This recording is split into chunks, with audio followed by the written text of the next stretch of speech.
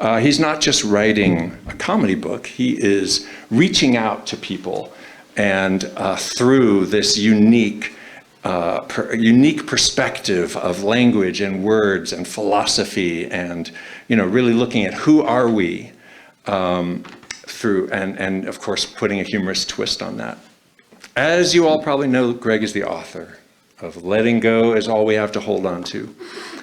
And I recently went to Amazon and looked at some of the 600 reviews of his book. And that's an impressive achievement in and of itself, for a book to inspire 600 people to take the time to actually write a review. And I was interested to see that a lot of them did what I did. I read the book, I loved it, and then I gave my copy away.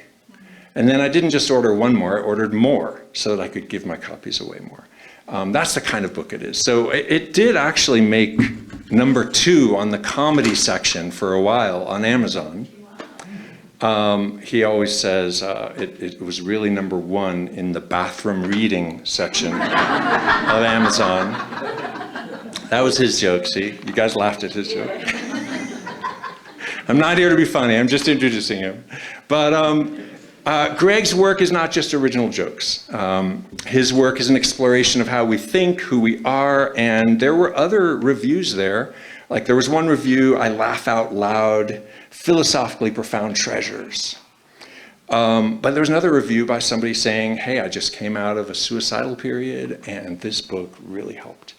And so it was really heartwarming to see all these different reviews. So I appreciate how Gregg invites us to laugh our way towards greater self-realization. Franz Kafka said, a book should be like an ice axe to break open the frozen sea within us. And I think that's one of Gregg's intentions with this creation, that I know how hard he worked to create this, every single one of these. The famous philosopher Ludwig Wittgenstein wrote, an entire treatise of philosophy can be written that consists of nothing but jokes. And that I think is what Gregg has done.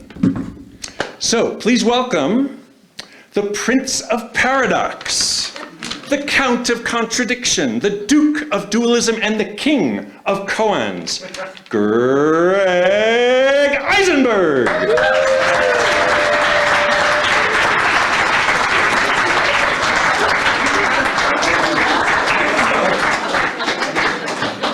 Thank you, Mark, for those kind words.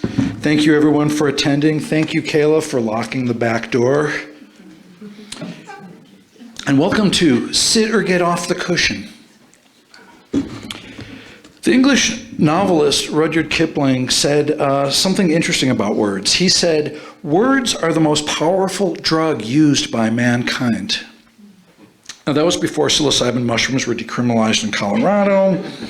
So I don't know if it's true anymore, but I want to warn you, I will be dispensing words tonight, kind of like a needle clinic. And my goal is to alter your consciousness, at least a little.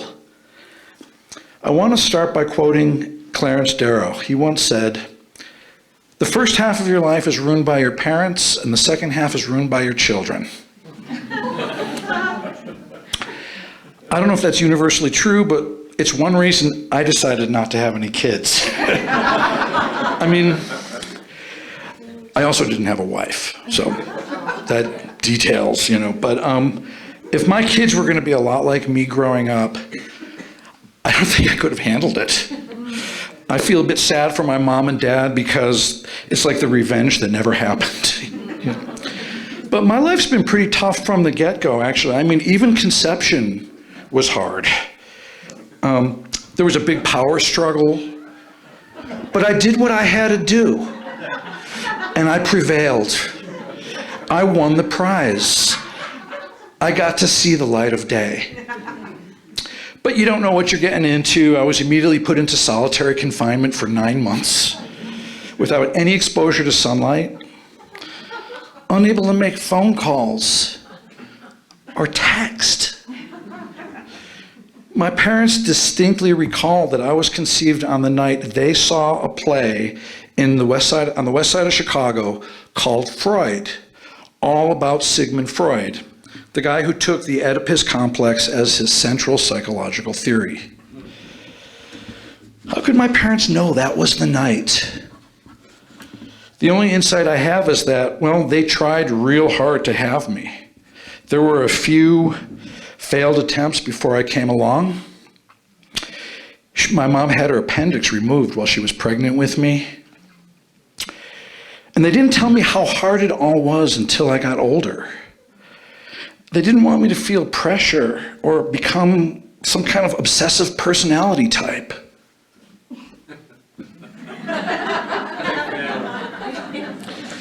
Thank you. When they said Oedipal, I thought they said edible and said, sure, I'll take one. You know? Well played, universe. Well played. There are so many points of departure for tonight, but I want to start with a poem. It's a poem I wrote when I was 19 years old. I don't even think it's ever been written down. I've just always remembered it. This will loosen me up a little bit too. So,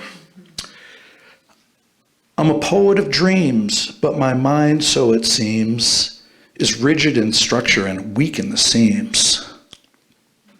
I'm an author of prose, but my pen, as it flows, misuses its word forms and smears as it goes. I'm a singer of tales, but my voice, as it fails, stutters in rhythm and confuses its scales. I'm a man of high lesson, but my soul in each session of trying to express itself is lost in its expression. So yeah, a lot of that turned out to be a prophetic poem. This is my book of poems. Where is it? Here we go. This is my book of poems I ended up writing later in life. This is my book of songs, which I ended up writing later in life. And this is my book of prose that I ended writing even later in life. So this is the stuff I want to focus on tonight. To me, these are the real meatballs on the spaghetti that I want to get to. So the poem kind of describes an interdisciplinary Renaissance kind of person. And Bertrand Russell, the philosopher, talked about interdisciplinary education. He said, a mathematician who's not also something of a poet will never be a complete mathematician. Now, in my case, I'm way more poet than mathematician. I worked it out. In fact, I am 2 times 12 to the third power over 3 pi squared, more poet than mathematician. And, expressed differently, I am 3.2 times 10 to the fourth over Planck's constant cubed, more poet than mathematician. But as Mark kindly said, this is a collection of funny aphorisms. One-line statements, kind of like modern American Zen koans. They're meant to do, some of them are meant to do exactly what the Zen koans of old were trying to do. Trip up the person's thought process, create a kind of system error, and bring them one step closer to enlightenment. But once I started writing these, I went all over the place. And I spent years writing these. I involved almost my entire community vetting them. It takes a village to write a book of jokes. It takes a lot of friends to vet that much material because you're going to wear a few out along the way. Now, I'm going to read from the book tonight, but I want to tell you how I got there. How did I get to writing these in the first place? How did I go from a poet of dreams to a singer of tales to an author of prose? Well, and to a lost soul. How could I forget that? Well, to know the answer, you have to come to my show in Paonia on June 3rd. Tickets come with a free drink, and they're on sale right now.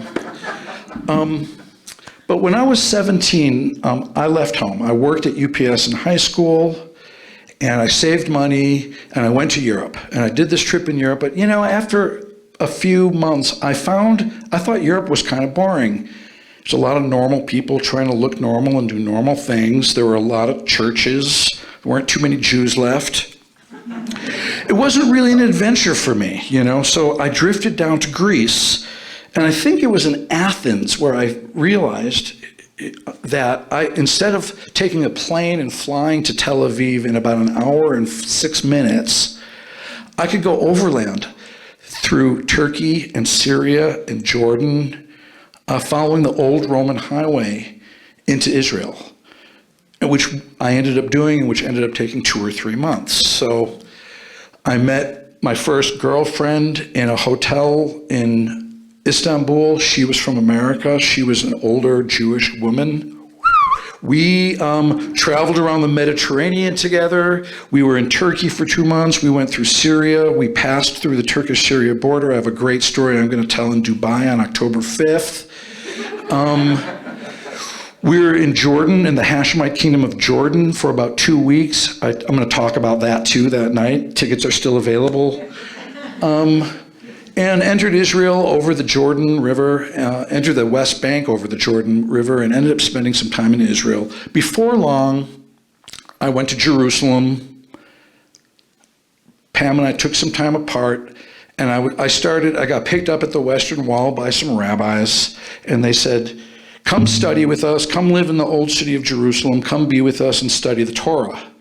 And I thought that was pretty cool. I was reading the electric Kool-Aid acid test at the time, and I was like, everything was a thought experiment for me at that point in my life, and it's good. I'm really glad I did that. I let myself go. I don't think you can do that today. So I studied the Talmud with these guys for a couple of months, and I learned a lot about Orthodox Judaism, and used to jog around the old city of Jerusalem in the morning.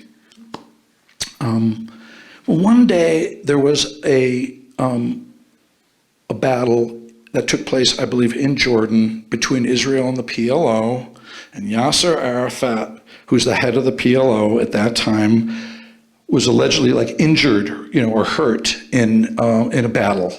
And everybody in the school, it's called a yeshiva, and if you saw Yentl, you know what I'm talking about. They were celebrating. And I think everyone was like, yeah, our enemy. I thought, no, I don't know, should we be celebrating? It just didn't seem right to me. But I mean, what nerve of me, there I am. At that point, I was 18 years old, I don't think I really had a right to have an opinion, to be honest, but I did have one, and I stuck with it.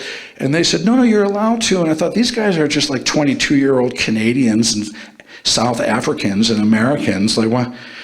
They don't know. And they said, no, look in the Talmud. They showed, you see, when the Red Sea crashed on the Egyptians, the children of Israel all partied on the other side and celebrated, and they were singing songs, and it's okay, you're allowed to celebrate. And I thought, no, I don't think so. I didn't think that was true. And so I was kind of already on the outs with them, because I had gotten caught bringing several non-Jewish girls into the all-male dormitory. So things weren't looking good. And I had at that point, I was kind of seeing this young woman from Norway. And I remember we went and had dinner.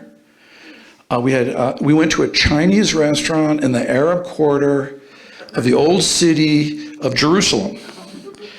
And I'm not making, you can't make this up, of course you can. But, and she was so beautiful. And at the end of the dinner, I got a fortune cookie. And I opened it. And it said something that just absolutely floored me. Now, it's true. It said something, it was written by somebody called Lao Tzu, or I don't know how to even pronounce it. I never heard of the guy. It was a good fortune. They don't make good fortune cookies anymore. So this fortune cookie, it said, and it gave me chills. It said, "Conduct your victory like a funeral." Conduct your victory. Wow, man, these guys are really hitting me. That was good, and the timing was perfect. So I kind of knew it was over at the yeshiva. I grabbed my things at night, and I headed south, and I went to the Negev desert, and I got a job on a farm, and I started playing guitar, and I wrote my first song on this little hill deep in the Negev desert, not far from the Jordan border, facing east on this little hill. And if you want to hear that song, you have to see me in New York City on August 15th. I got a great band that night. So, conduct your victory like a funeral. It gave me chills.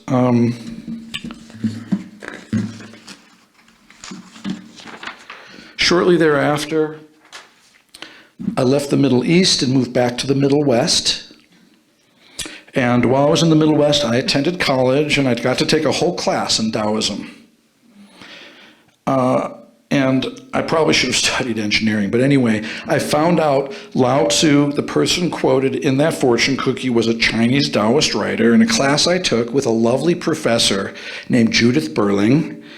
And she kind of danced around the room as she spoke about Taoism, and I kind of feel like I should dance too, a little bit, but yin and yang are opposing forces of the universe that circle around each other like two fish in an eternal game of creative shape-shifting. One leads the other while following at the same time. Bliss and the abyss are not that far apart. Now, the first line of the Tao Te Ching is Dao Ke Dao Fei Chang Dao, which means your tacos are ready. No, it means the truth. I'm a little hungry, actually. It means the truth that is spoken of is not the eternal truth. It means if you can talk about it, if you think you can grasp it with words, that ain't it. Statements can't capture it. Truth is too big. The truth is beyond the pedestrian grasp of linear language. Right? Byron? Absolutely, because this is the stuff we always talk about. Lao Tzu is said to be the author of the Tao Te Ching, which is really a book of riddles and paradoxes. Things like, the ruler leads by not ruling. Or, conduct your victory like a funeral. It is both very puzzling and very clear at the same time. Penguin Books sold so many copies of this book, they called it the Tao Te Ka-ching. Okay, so I studied that philosophy, and before long, I followed the Tao out to Northern California and eventually got an interdisciplinary degree in Mandarin language and Asian literature. I think I studied Mandarin a little early, though, don't you think? Like, I jumped the gun. The Chinese aren't quite here yet. Remember that? It seemed like they were going to take over the world back then, you know. Maybe I should brush up on my Chinese a little bit. But I didn't completely turn my back to Judaism. I'm not religious, but, you know, some people claim that the ancient Jews invented the idea of monotheism, right? You guys know that? Monotheism was the revolutionary innovation in Mesopotamia around 400 BC. Now, I don't know about that. Okay, you know, like inventing the idea of socialism in Germany in the 19th century, I'll give the Jews that. Developing the theory of relativity in Switzerland in the early 20th century, I'll give them that too. Inventing collateralized debt instruments in Lower Manhattan in 2007 and 2008, I'll give them that too. But inventing monotheism, I think it's kind of hard to prove. But in the end, I kind of take an East meets West approach to life and writing jokes. I feel my kundalini rise and fall every time Bitcoin goes up and down. I do some of my best thinking when I meditate. But that one fortune cookie in the Arab quarter of the old city of Jerusalem really set me up for my future career as a fortune cookie writer. I think I could put each one of these inside a cookie and probably make a lot of shekels. So let's get to the book. Some of the jokes are koans, some are just semi-koans. I don't want to culturally appropriate terminology from another culture or tradition, so I don't go around calling them Zen koans. That would be pretentious and inappropriate, and I don't want to inappropriately appropriate anything from anybody. So then I thought I'd call it Kokopelli comedy. Or Himalayan humor, but someone pointed that out to me, and thank you, Hildy. That's cultural appropriation too. So I settled on the Eisenberg Principles, kind of in honor of the Heisenberg uncertainty principle. Much less pretentious, don't you think? But I have to own these because this is what my very Eisenbergian mind created. This is where it all led. Everything I've seen and thought and felt It's kind of crystallized in this strange circular landscape of wordplay, like Mark said. I call it Hegelian humor for Orwellian times. So let me read a few from the book. I'll start with chapter 1. Take my advice and think for yourself.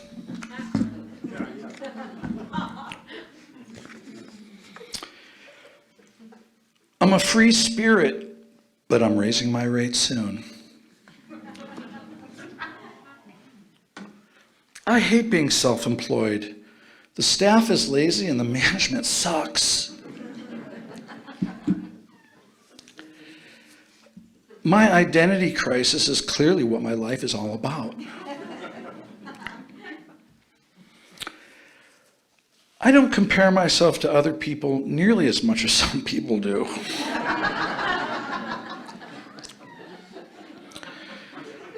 This is the oldest you've ever been, the youngest you'll ever be, and the least medicated I've seen you in quite a while.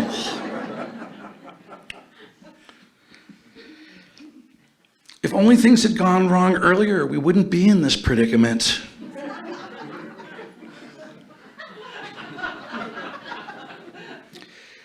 Your premature reactions are welcome here, but just a little bit later. You know, succumbing to peer pressure is seriously frowned upon around here.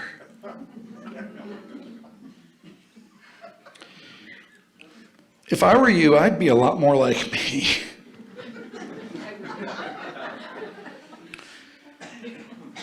I look up to all people who see everyone as their equal.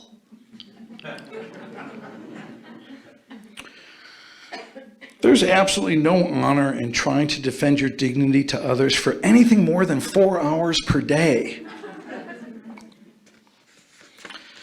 Well, Oscar Wilde said, if you want to make people look at themselves, you better make them laugh at the same time, otherwise they'll kill you. It's a prophetic statement because they did kill him, by the way. But the word comedic has the word medic or medicine built right into it. So sometimes comedy is posing as fun material on the surface, but it's really a way of taking medicine. It's really a delivery mechanism for the drugs that Rudyard Kipling was talking about. So while you think you're attending a kind of comedic presentation tonight just for grins, this is actually a serious medical intervention happening right now. And you got here just in time. So sit back and just let the medicine do its work.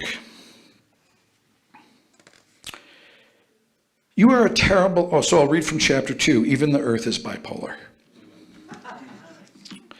You are a terrible listener, but I bet you hear that all the time. I used to think I was making something of life. Then I thought life was making something of me. Now I'm hoping for either. By the way, I want to genuinely apologize now for how insincere I'm going to turn out to be later.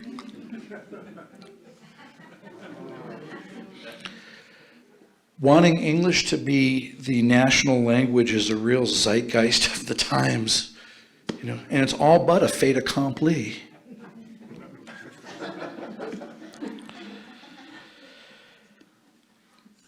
My life is in transition now, but that's about to change.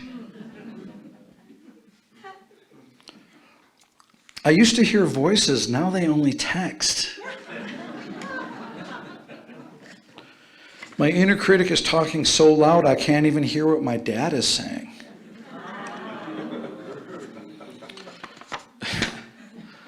I'm emotionally unavailable, but my calendar is wide open. Because this is my home field, okay, you guys are my people, I want to experiment a little.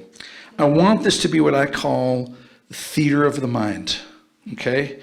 Your reactions are the real show here. Watch where you go in your mind. Don't think of me as the performer and you as the audience. Let's break the fourth wall down, as they say in theater. Think of me as a facilitator giving you prompts, and your own private reactions are the real show. I want you to learn something about yourself tonight, and if you don't, you should demand your money back from Kayla out there. Or come see me in Atlanta on September 10th. We can do this together. Hopefully I'm doing what the Mexican poet Cesar Cruz says all art should do. Comfort the disturbed and disturb the comfortable. And I think we'll find out tonight by going through this material and watching your reactions, who in this room is comfortable and who is disturbed. I'll read some from chapter 3. Immediate gratification is worth waiting for.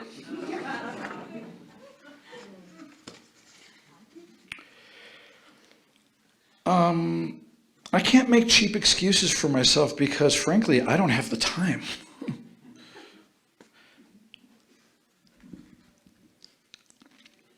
It's okay.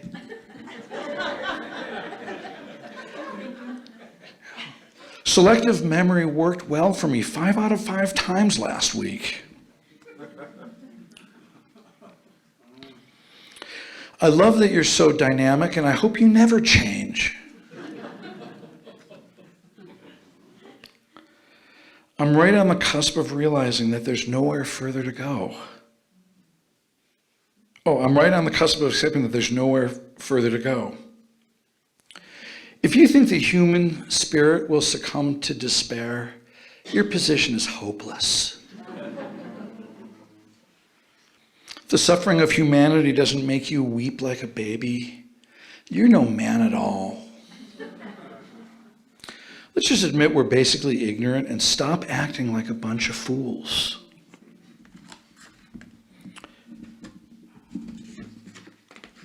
How you guys doing out there? Doing okay?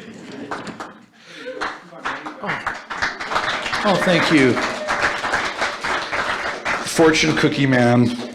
German philosopher Immanuel Kant said, "No straight object has ever been fashioned from the crooked wood of which man is made." Pretty good writing, huh? Guy worked at it. No straight object has ever been fashioned from the crooked wood of which man is made. And I'm trying to prove that tonight, using myself as an example. The Ouroboros, for example, is a snake eating its own tail. It has ancient Celtic and Greek roots. It symbolizes a statement, a conjecture, a line of reasoning which contains the seeds of its own destruction. It eats itself. It needs no help from anyone else in self-destructing. The Ouroboros symbolizes a statement, a thought that cannibalizes itself. And I like to write statements that contain the seeds of their own destruction. It's kind of a fascination of mine. I like to write statements in which the second half undermines the very point trying to be made in the first half. They're like Mobius strips. Share with the group. Come on, share with the group.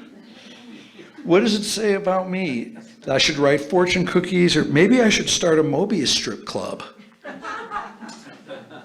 A radio interviewer once asked the lead guitar player of the Grateful Dead, Jerry Garcia, what gets in the way of his creativity the most?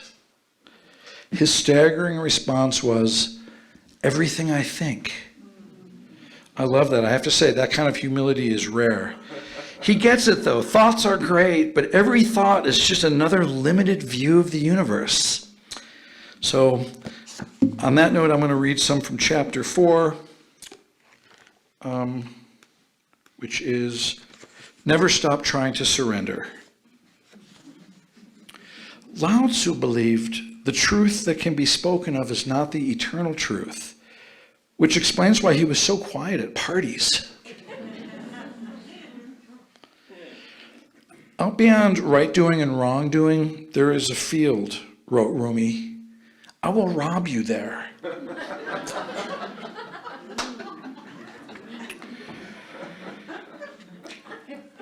Those most eager to be seen as well-adjusted can usually be counted on to do the most insane things. I saw the universe in a grain of sand about 10 minutes before the police picked me up. I'm giddy with incredible joy that you're back on your bipolar medication. I'm just kind of cruising around. I am not my thoughts. I am not this body. And frankly, I'm not very employable. The concept that there is no universal cohesion seems to be the only theory that holds together. Oh, I want to do this one. The way a song has a melody is not the same as the way a car has the color red, or the way my wife has irritable bowel syndrome. How you guys doing back there? I can't really see you. Are you all right? You hanging with me? I keep repeating under my breath, I don't need affirmations. I don't need affirmations. So I am so bad at predicting which ones you will like. Like the ones I don't think are that good are the ones you like the most.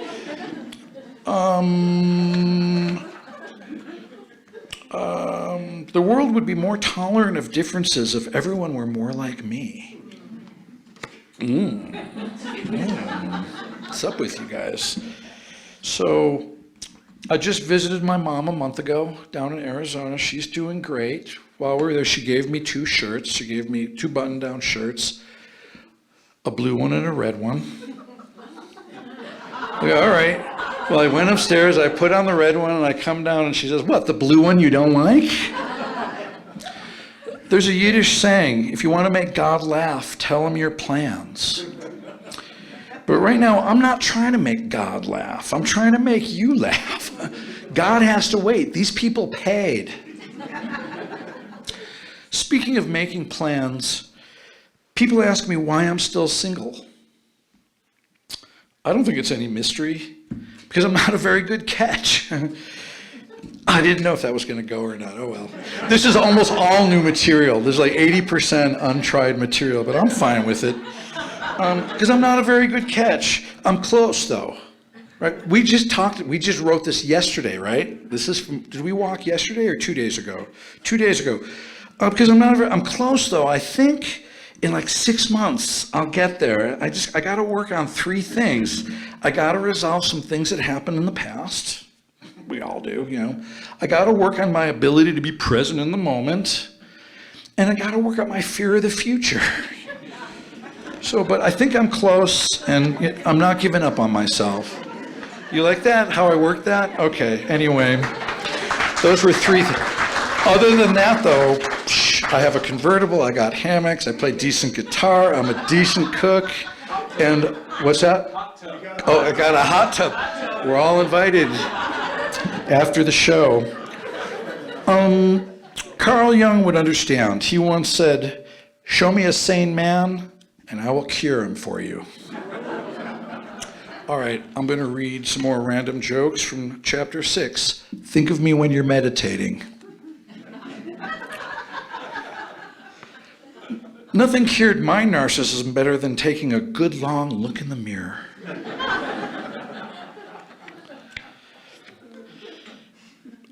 I just wasn't mature enough to appreciate the blessings of my early toddler years. Who's the motor out there? I'm choosing an unconscious lifestyle for a number of specific, powerful reasons. If everything you do is slavishly serving the question, am I good enough? I have some bad news for you. You guys got that? Good? Yeah. Oh, there it is right there. Okay, yeah. I'm practicing minimalism less and less every year. I got the suffering over with early in life. Now I'm working through the debt. Boy, it's so confusing. There's no way to tell. Every night is different. Don't blame me. I only support locally owned multinational petrochemical companies. I'm finally in possession of myself. Now I'm trying to get possession of my car. The spiritual warrior in me subdues my fierce anger and lovingly transforms it into petty resentment.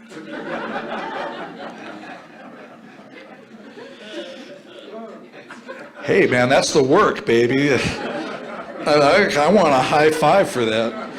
You all deserve it. If you don't stop feeling so responsible for everyone's feelings, you're going to bring the whole group down.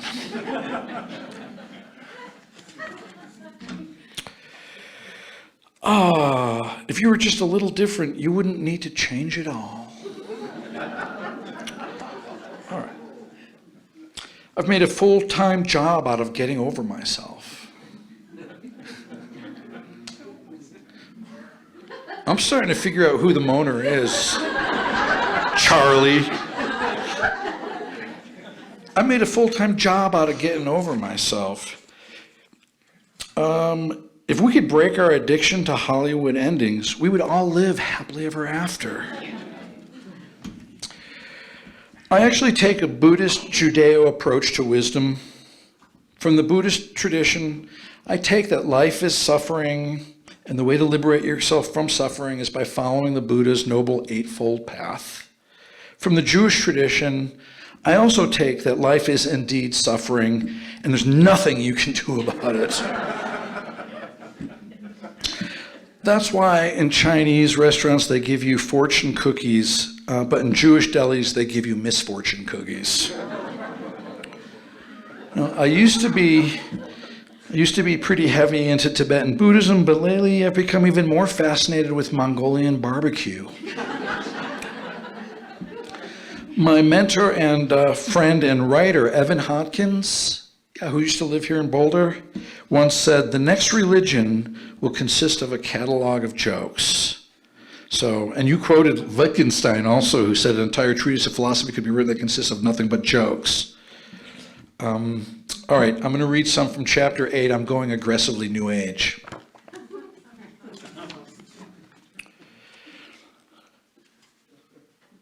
Let's see. Once Isaac Newton figured out the rules of calculus, the equation for gravity hit him like a ton of bricks.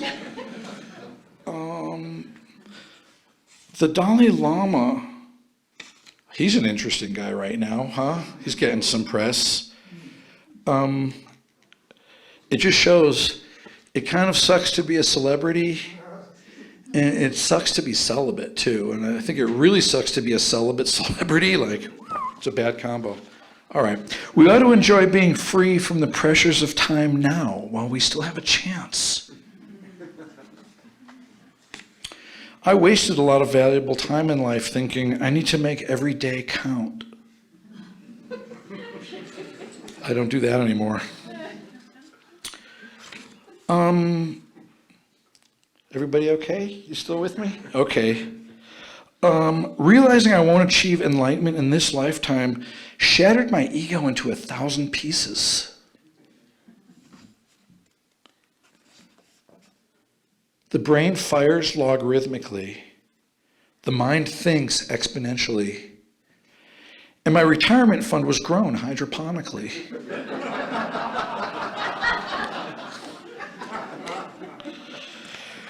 Oh, the feeling of normalcy hits me in the strangest of places. There are things the human mind can never accept, and you just have to get used to it.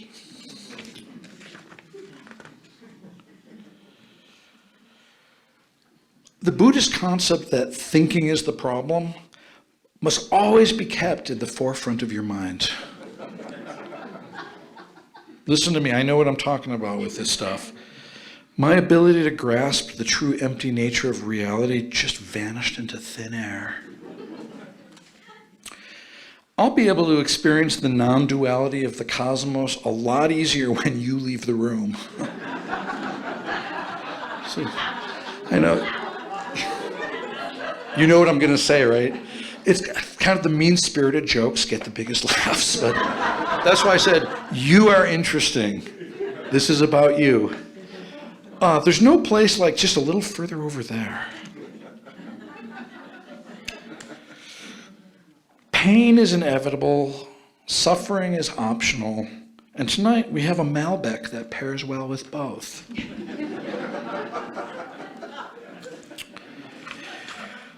Let's see. I think I'll just keep reading. You're liking this part of the book. Chapter 8, feeling insufficient just isn't good enough.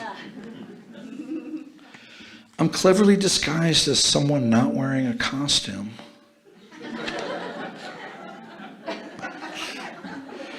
Ha ha ha. I like to appear informed about the world, but I don't really want to know what's going on. I compensate for being a superhero at night by sleeping till noon most days.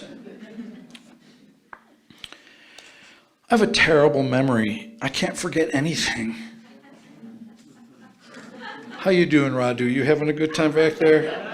I can see you. Good. That's good. I'm glad. It took a lot of failure to get where I am today. In my quest to conquer obsessive-compulsive disorder, I left no stone unturned. All the OCD people are laughing. Pretty soon we'll sit you into different areas, like the mean-spirited people over there, the OCD people, and kind of like the people, the pretentious ones over here with me, kind of. I admit I have a little problem with vanity, but aside from that, I have so many other good qualities. Most of the things I worried about never came to pass. It was the things I never saw coming. Hey, congratulations. Are there any realtors here, by the way? No, yeah, of course there are. Today is the first day of the rest of your 30-year mortgage. Should celebrate. You know, should have been 15. I always figured a little false humility is better than no humility at all. In the age of digital communications and social media, we are all leaving detailed track records of who we are. Every time you click on something, every time you like something on Facebook, every comment on Reddit, even when you just hover your cursor over something, it leaves a permanent record of your humanity or your inhumanity. With some interesting consequences, as AI is coming, and AI is coming for all of us. They say if someone can see 200 of your likes on Facebook, not even your comments, just your likes, they can predict with almost 100% certainty how you will vote in the next election. 200, God, it takes 5, I would think. But anyway, if they can see 500 of your likes, they claim they will know you better than your friends know you. And if they can see 900 of your likes, they claim they will know you better than you know yourself. Yeah, that's where we're headed. Better than you. Wow, you know, on the gates of the Temple of Apollo in ancient Greece, it was written in huge letters up on the gates. The inscription said, "Know thyself." That is the one moral commandment of ancient Greece. Know thyself. The Oracle wouldn't be impressed with us, I think, you know. Or maybe she would be. Maybe she'd be like, finally, self-knowledge is possible with a little help from AI. Hey, Alexa, am I hungry? I feel hungry, but am I really hungry? No, you're just sad and want to stuff your feelings with something solid. Oh, great, thanks. Hey, Alexa, I feel angry that our society is becoming so divisive. Am I really angry? No, you're just hungry.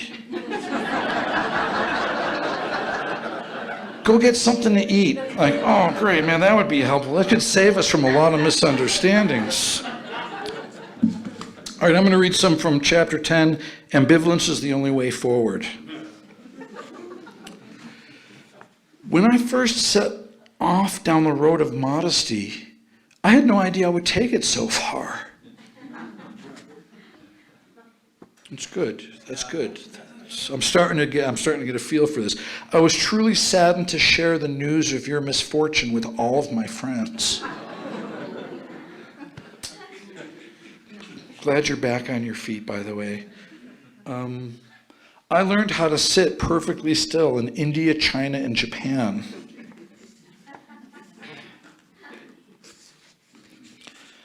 I'm utterly resigned to the fact that the future is wide open.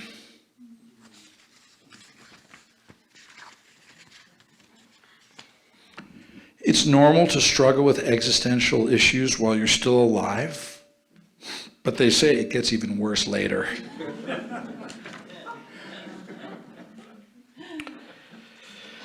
Our finally learning how to live without anticipating the future has only just begun. Do you guys need to go? No, okay. Why am I looking at you like that?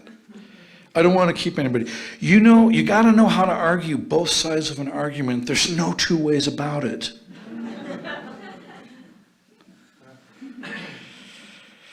I feel very sorry for anyone who stands between me and a more gentle way of living.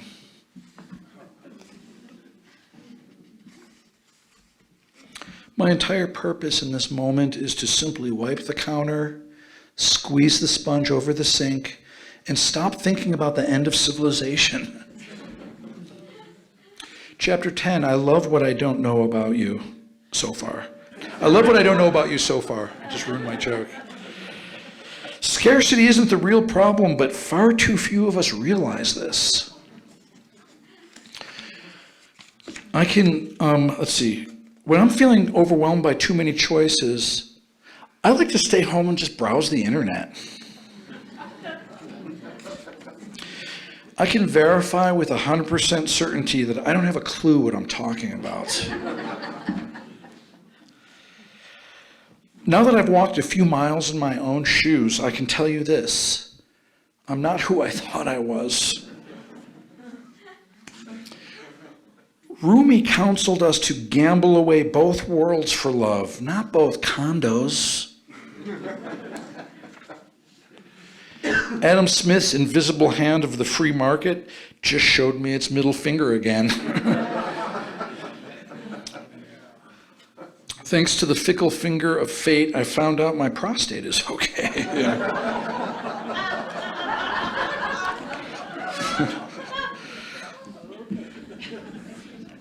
I'm a theoretical physicist, but I'm an actual bus driver. I wouldn't be who I am today if it weren't for your influence, but I forgive you. We felt so good about not having one kid, we decided to not have a second one right away.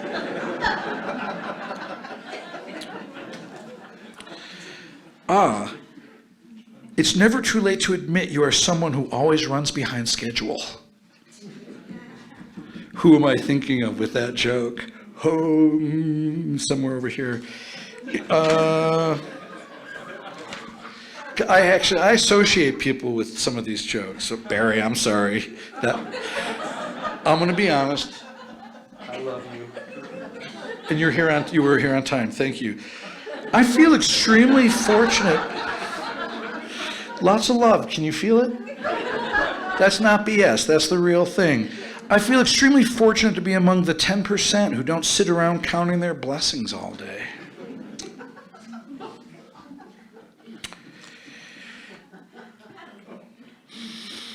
I've never allowed anyone to be controlled by me.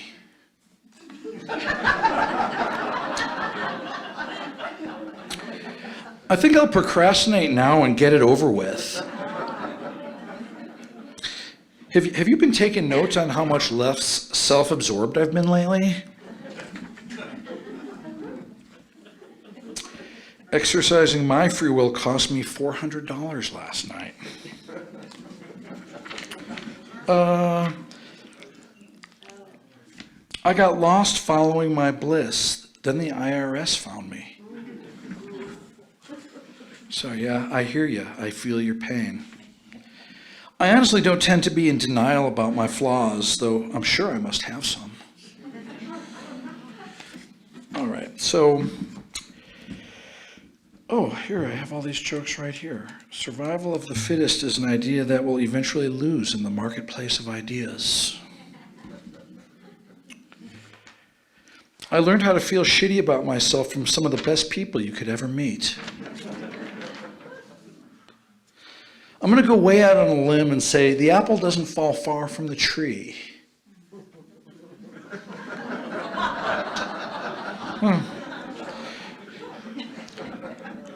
If you stop to help others along the way, you'll never reach enlightenment.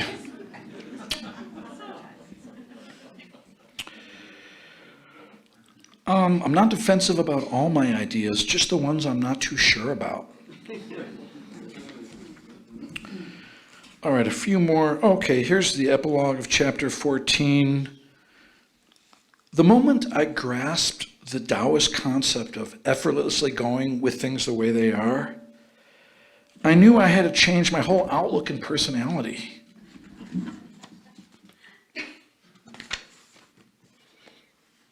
If we didn't need to be accepted by the group so much, we might not be so happy to see each other. No, we might not be so nice to each other. We've all got to be as fierce as warriors to endure how completely powerless we truly are. I'm trying to tell the universe something, but apparently it's just not ready for the lesson yet. Believing there are no accidents in life was my first big mistake. A life of always wanting more is good enough for me.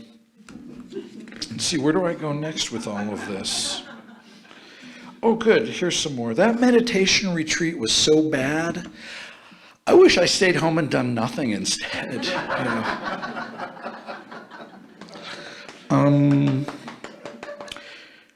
I already did that one. My thoughts are thinking me more than I am thinking them, but it doesn't matter. It's my wife who calls the shots. I feel it. I feel you. I fully expected to be disappointed, and you didn't let me down a bit.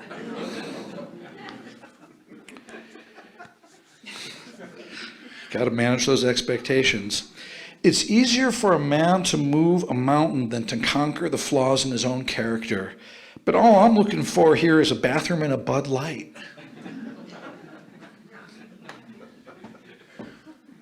Bud Light doesn't sound bad right about now. Throat spray. I don't want to frivolously worry about petty details when I could be obsessing over things that really matter. Einstein waited many years for his wife to give him a divorce, and that's when he realized time itself can slow down.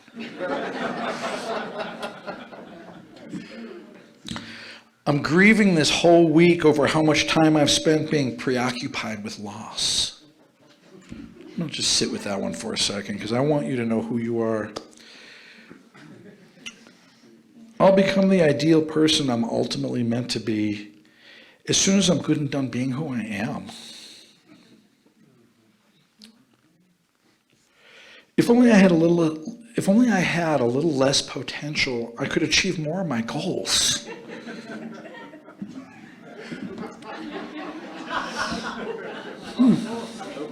Slow burn. I am not going anywhere. Like I said, my calendar is wide open.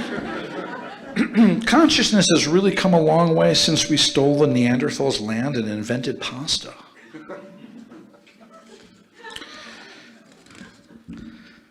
Michelangelo said, "You keep on taking away marble until there's nothing left to remove," and I have nothing to add to that. My grandfather was self-employed. He was a musician. He was a vaudeville musician.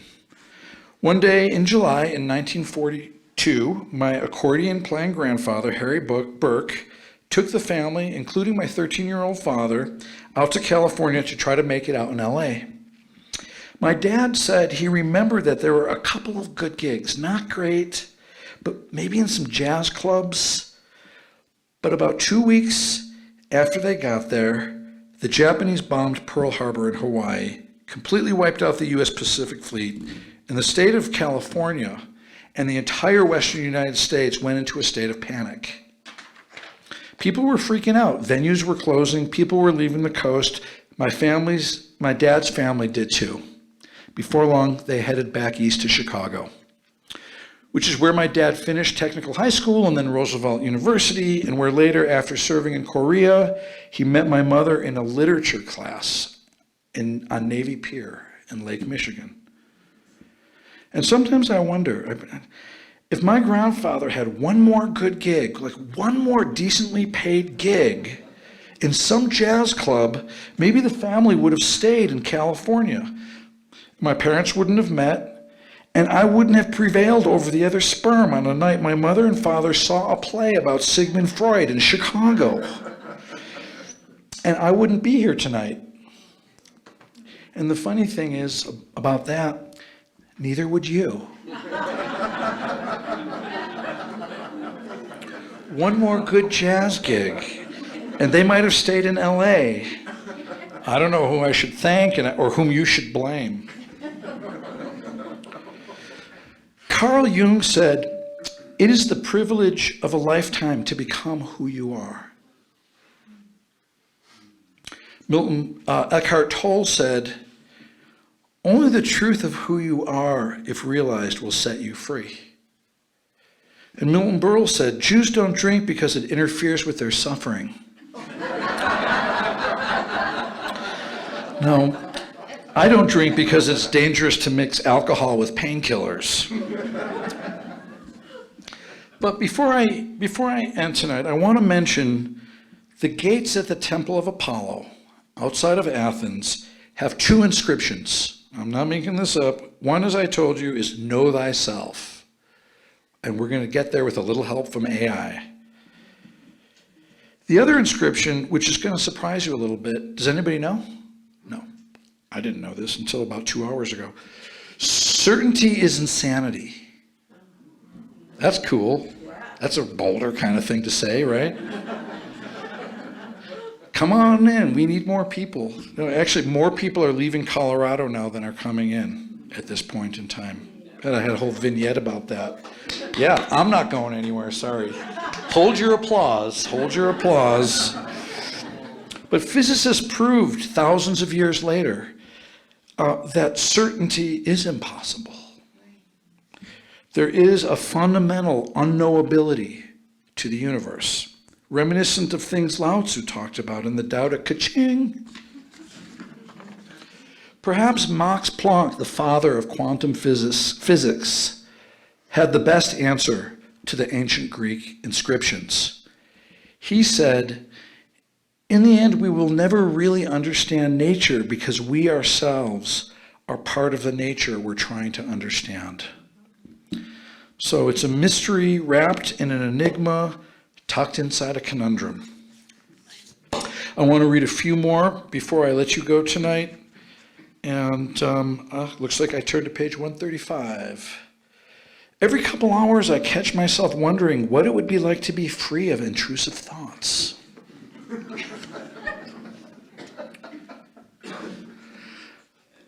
My personal story is an illusion. My ego is just an abstraction. And my criminal record is fictitious. Baby. Let's see. I've abandoned my formulas for happiness, but who knows, maybe randomness will work better. I've noticed I wobble a lot in my beliefs, and you know what? I'm not sure how I feel about that. I'm a holographic mirror of the cosmos looking at the moment for a good deal on snow tires. I stopped neurotically clinging to the past at 1:47 p.m. on January 14th, 2008. I feel your pain. I feel your pain. I've been focusing on nothing but my attention deficit disorder for 12 years straight.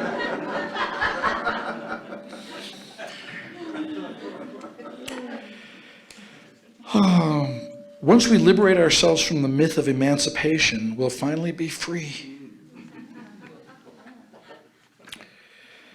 I'm not living in this body, though I make a pretty good living off it.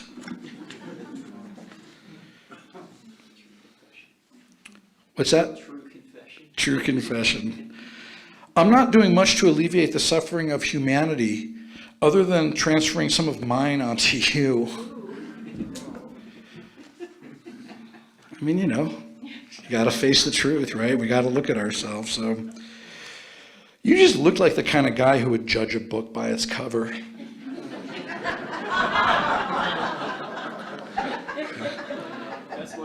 That's the best one of the night. That's like the dumbest one of the night to me. Like, I throw dumb ones in to keep you listening, just keep you in the room. First, I need to get my parking ticket validated. Then I need you to tell me I'm all right.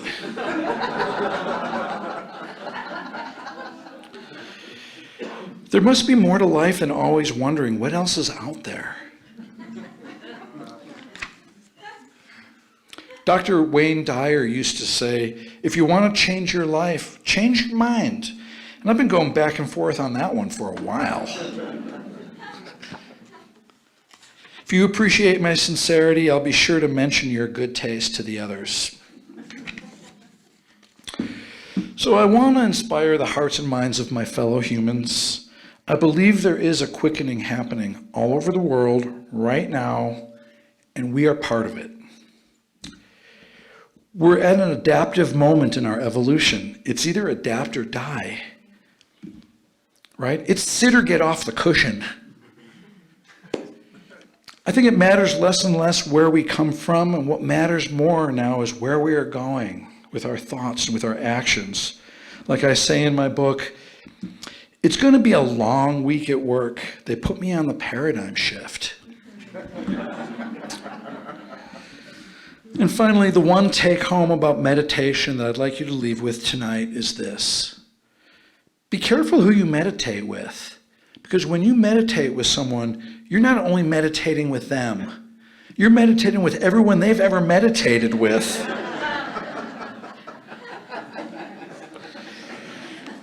I appreciate it. That's basically my show tonight. We're all meeting at the Mobius Strip Club later. If you don't have plans, come hang out. There's a little bit of a reception. My name is Gregg Eisenberg, and I hope that I get to share my poems and songs with you in Atlanta in October. How shall I end? I'll end with